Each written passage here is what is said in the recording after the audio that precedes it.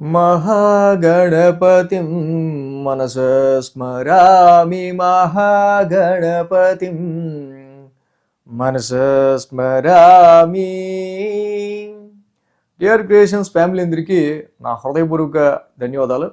అలాగే జనవరి మాసానికి సంబంధించి మాస ఫలితాలు ద్వాదశ రాశుల వారికి ఎలా ఉండబోతాయి అనేది తెలుసుకునే ముందు ఈ యొక్క మాసంలో మేజర్ ఈవెంట్స్ ఏమున్నాయో అది మనం ఒకసారి చూస్తే 6వ తారీఖు సంకటహర చతుర్థి, 7వ తారీఖు మనకి త్యాగరాజుల వారి ఆరాధన 7వ తారీఖు, అలాగే 14 భోగి, ఇంకా 15 సంక్రాంతి, 16 మనకి కనుమ, 17వ తారీఖు మహాశివరాత్రి ఉంది, 19వ తారీఖు నుంచి కూడా మాఘమాసం ప్రారంభమవుతూ ఉంది. అసలు ఈ మాసంలో విశిష్టతలు మాఘమాసం కూడా రావటం వల్లేమో సంక్రాంతి రావటం వేరు, దానికి తోడు వసంత పంచమి 23వ తారీఖు. సో అందరూ పిల్లల యొక్క మనకి అక్షరాభ్యాసాలు చేస్తాం కదా. 25 రథసప్తమి, ఇంకా సో అలాగే భీష్మ ఏకాదశి 29. సో రథసప్తమి, వసంత పంచమి, మకర సంక్రాంతి, భోగి అన్నీ కూడా జనవరి మాసంలోనే వచ్చి ఉన్నాయి. సో ఇక్కడ మేజర్ ట్రాన్సిటల్ చేంజెస్ విషయానికి వస్తే కనుక ఈ మాసంలో మాసగ్రహాలు రవి, కుజ, బుధ, శుక్రులు నలుగురు కూడా అదేంటో మరి మాట్లాడుకుని మరి గోచారం అవుతూ ఉన్నట్టున్నారు, కలిసి ప్రయాణం చేస్తున్నారు మాసగ్రహాలు నలుగురు కూడా. సో ప్రథమార్థం అంతా అంటే ఈ మాసంలో ఫస్ట్ 15 రోజులు ధనుర్రాశిలో ఉంటారు రవి, కుజ, బుధ, శుక్రులు. మళ్ళీ తర్వాత 15 రోజులు మళ్ళీ రవి, బుధ, కుజ, శుక్రులు మకర రాశిలో ఉంటా ఉన్నారు. మాసగ్రహాలు ఒక రాశినే ఇంపాక్ట్ చేస్తున్నాయి అంటే మీ స్థానాన్ని బట్టి దాని యొక్క ఫలితం కంపల్సరీగా ఎఫెక్ట్ ఉంటుంది అన్నమాట. సో అలాగే ఇక శని ఆయన మేన రాశిలో సంచారంలో ఉన్నారు, గురుడు కూడా మిథున రాశిలో వక్రస్థితిలో సంచారంలో ఉన్నారు, సింహంలో కేతువు, ఇక కుంభరాశిలో రాహు యొక్క సంచారం జరుగుతూనే ఉంది. ఈ విధమైన గ్రహస్థితులు సాధారణంగా ఈ యొక్క మాసం ద్వాదశ రాశుల వారికి ఎలా ఉండబోతుందనేది చూద్దాం. మేన రాశి వారికి సంబంధించి 2026 జనవరి మాస ఫలితాలు ఏ విధంగా ఉండబోతుందనేది చూద్దాం. ఈ రాశి వారికి షష్టమంలో కేతువు యొక్క సంచారం, దశమంలో రవి, దశమంలో కుజుడు, దశమంలో బుధుడు, 4 గ్రహాల యొక్క అనుకూలత ఈ రాశి వాళ్ళకి మనకు కనిపిస్తూ ఉంది. మీన రాశికి మేజర్గా మనం చెప్తే ఆ రాశ్యాధిపతి గురుని యొక్క సంచారం మనం చూస్తే మేజర్గా his aspect and major concern గురువు గారిది ఏంటంటే 4th house which represents fixed assets అంటే డొమెస్టికల్ ఎన్విరాన్మెంట్. సో ఎప్పుడైతే ఈ గురువు గారి యొక్క రెట్రాగ్రేషన్ చతుర్థ స్థానంలో ఉందో స్థిరత్వానికి సంబంధించిన విషయంలో గురువు గారి యొక్క మోర్ ఫోకస్ ఎక్కువగా ఆల్రెడీ సంవత్సర కాలంగా ఆయన అక్కడికి వచ్చి ఉన్నారు. సో కాబట్టి ప్లేస్ సెటిల్మెంట్ గురించిన విషయాల్లో చాలా వరకు ఈ రెట్రాగ్రేషన్ అనేది వీళ్ళకి కొంచెం చేసుకునే జాబ్కి సంబంధించి ఈ రకమైన ఇబ్బందులు ఏవైతే ఉన్నాయో ఇవి కొంచెం ప్రెషర్ని క్రియేట్ చేసి స్ట్రెస్ని క్రియేట్ చేస్తుంటాయి. అలాగే మొదటి 2 వారాలు తర్వాత 2 వారాలు కంపారిటివ్ మొత్తం 4 వీక్స్ కూడా చాలా వరకు ఈ రాశి వాళ్ళు కొంచెం అనుకూలంగా ఉన్నట్టే లెక్క ఈ మాసం మెయిన్గా జనవరి మాసం.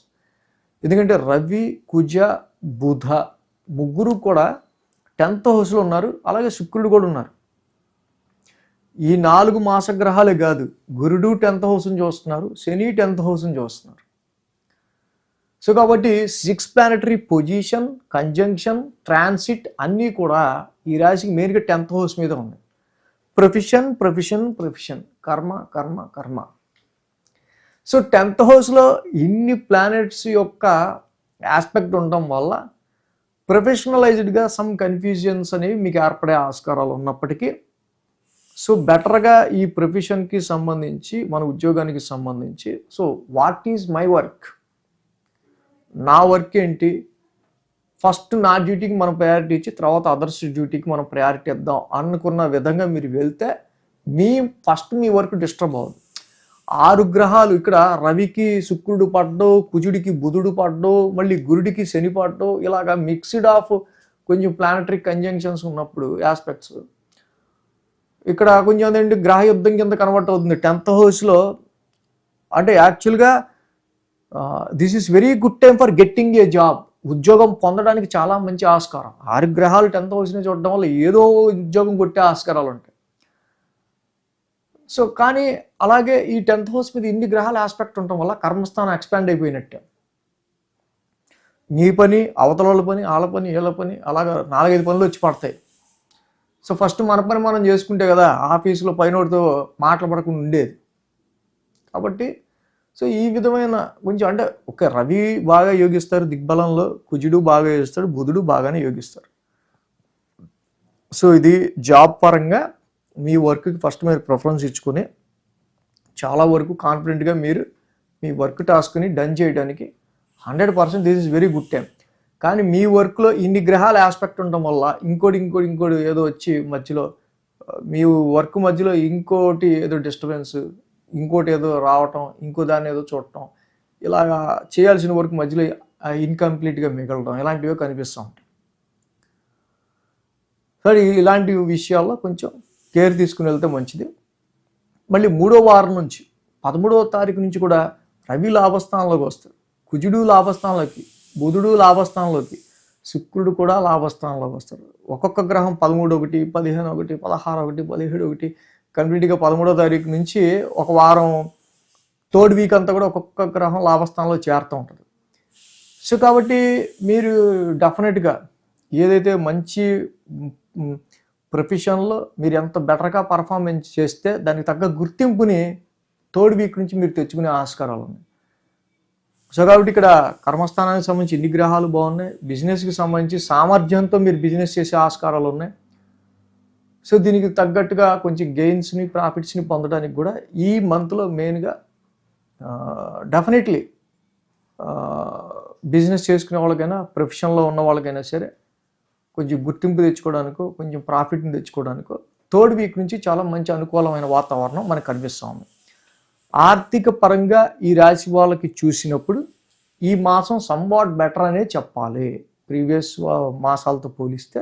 అండ్ బెటర్గానే 1వ వీక్ అంటే సెకండ్ వీక్ అంటే 3rd వీక్ అంటే 4th వీక్ ఇంకా బెటర్గానే ఫైనాన్షియల్ ప్రోగ్రెస్ అనేవి ఉండే ఆస్కారాలు ఈ రాశి వాళ్ళకి కనిపిస్తున్నాయి.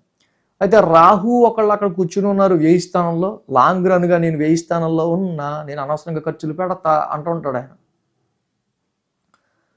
సో కాబట్టి రాహు 1000 స్థానంలో టచ్ అయ్యేటప్పుడు ఏ రోజులో, ఏ వారంలో, ఏ రోజు రాహు 1000 స్థానంలో టచ్ అవుతున్నాడు, ఆ రోజుల్లో ఫిక్లు మైండెడ్గా అనవసరమైన ఖర్చులు, అనవసరం వాటికి వెళ్లకుండా మనం జాగ్రత్త పడాల్సిన అవసరం కూడా ఉంటుంది. అది మనకి వీక్లీ ఫాలో అవుతుంటే ఆ వీక్లీలో పర్టికులర్ ఏ డేట్లో రాహుతో మనకి చంద్రుడు కంజెక్ట్ అవుతున్నాడు ఏంటి అది తెలుసుకుంటే ఇంకా బాగా మనకు తెలుస్తుంది. ఇక శని రాశిలో ఉన్నారు, ఎప్పుడు లేని మరి ఆయన రెట్రాగ్రేడ్ అయ్యి జూలై నుంచి నవంబర్ వరకు మళ్ళీ ఇప్పుడు 1st డిగ్రీ నుంచి మళ్ళీ మొదలుపెట్టారు రాశిలో. So you feel so much of stress and confidence లెవెల్స్ని ఎంత మంచి టాలెంట్ ఉన్నా నేనే ఎంత ఆలోచించాల్సింది ఏంట్రా అనే పరిస్థితులు ఉంటూ ఉంటాయి. శని నెత్తి మీద ఉన్నప్పుడు ఆ బాధ్యత, ఆ బరువు పక్కనోడు ఎవడు కూడా ఇమాజిన్ చేయలేడు, ఇంట్లో వాళ్ళకే అర్థం కావట్లా అన్నట్టు ఉంటుంది పరిస్థితి. సో అలాగే కేతు 6వ స్థానంలో చాలా బాగా యోగిస్తున్నారు. చక్కగా అనవసరమైన గొడవలు కావచ్చు, ఎనిమీస్ డిస్టర్బెన్స్ కావచ్చు, కోర్టు కేసెస్ కావచ్చు, వీటన్నిటి నుంచి కూడా సమ్ రిలాక్సేషన్ ఇవ్వడానికి, గొడవలకి దూరంగా మిమ్మల్ని ఉంచడానికి కేతు చాలా 6th హౌస్లో బాగా ఉపయుక్తం అవుతూ ఉన్నారు అక్కడ. సో ఈ విధంగా మీన రాశి వాళ్ళకి మనకు చూస్తే ఇన్వెస్ట్మెంట్స్ పరంగా అయినా సరే 3rd వీక్ నుంచి కొంచెం బాగుంటుంది. ఎడ్యుకేషన్ చదువుకునే పిల్లలకు కూడా కొంచెం మానసికమైన ఒత్తిడి మాత్రం ఎక్కువగా కనిపిస్తూ ఉంది. సో ఈ రాశి వాళ్ళు రాశిలో శని యొక్క సంచారానికి డెఫినెట్గా నీలాంజన సమావాసం ప్రతిరోజు చదువుకోవడం, రాశిలోనే ఉన్నారు కాబట్టి ప్రతి శనివారం తైలాభిషేకం చేసుకోవడం చాలా మంచిది. రాహు ఏంలో ఉన్నారు, కేజింపావు కొంచెం ఈ మినుములును బూడిద రంగు వస్త్రం శనివారం పూట దుర్గామాత ఆలయంలో దానం ఇచ్చుకుని ఆమెని డైలీ దర్శించుకుంటే దుర్గామాతని చాలా మంచిది. దత్తాత్రేయుడి ఆరాధన చేసుకోవటం వల్ల కూడా ఈ మీన రాశి వాళ్ళకి ఇంకా చాలా మంచి ఫలితం ఉంటుంది. సో మొత్తం ఇది జనవరి సంబంధించి మాస ఫలితాలు మీన రాశి వాళ్ళకి. So thanks for watching TR creations. ధన్యవాదాలు. ఈ వీడియో కనుక మీకు నచ్చినట్లయితే లైక్ చేయండి, షేర్ చేయండి. మరిన్ని అప్డేట్స్ కోసం సబ్స్క్రైబ్ చేయడం మాత్రం మర్చిపోకండి.